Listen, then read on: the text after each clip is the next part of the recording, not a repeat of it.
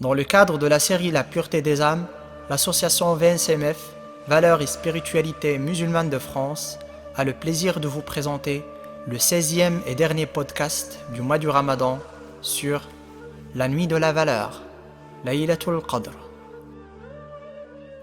إنا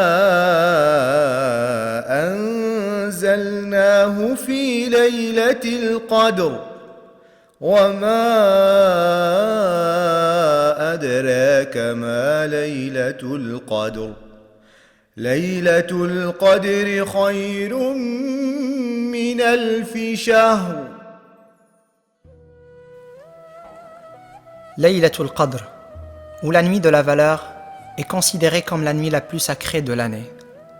C'est au cours de cette nuit que le Coran a été révélé au prophète paix et salut sur lui par l'archange Gabriel en une seule fois.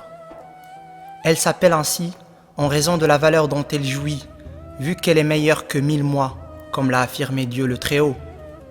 Elle s'appelle aussi la nuit du destin, car c'est au cours de cette nuit que Dieu décrète tout ce qui arrivera l'année suivante. Cette nuit survient au cours d'une des nuits des 10 derniers jours impairs du mois de Ramadan. Cependant, un avis largement répandu considère qu'elle est située pendant la nuit du 27e jour du mois.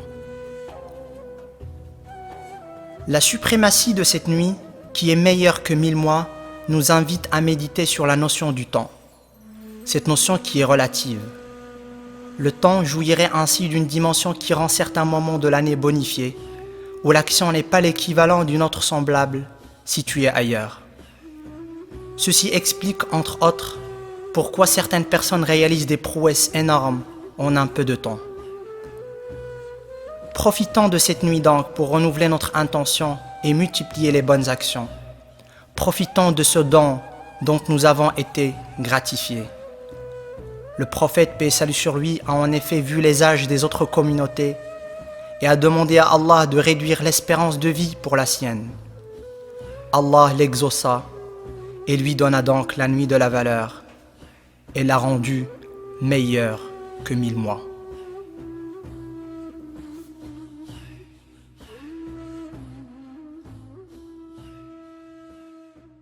تنزل الملائكة والروح فيها بإذن ربهم من كل أمر سلام هي حتى مطلع الفجر.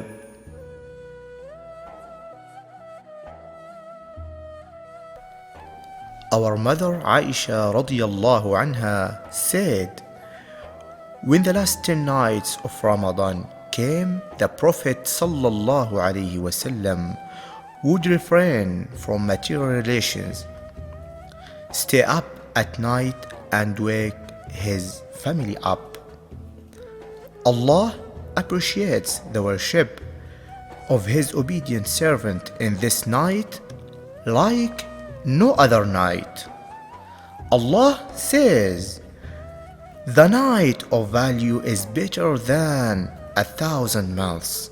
So, Allah is giving us a lifetime full of worships and reward within one night time. صلى الله على طه خير الخلق وأحلاها صلى الله على طه خير الخلق وأحلاها يا ليلة القدر آملا نعانيها ومن محياك تأتينا غواليها يا ليلة زانها الرحمن جمالها فيها العطاء وما أدراك ما فيها فيها السلام من الهادي تردده ملائك نزلت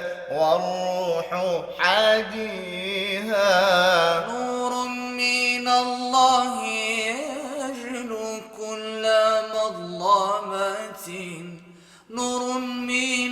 الله يجلو كل مظلمة إذا استررنا به زالت غواشيها فيها الشفاء لنا من كل معضلة خير الدساتير إن رمنا أعاليها صلى الله على طه خير الخلق وأحلاها صلى الله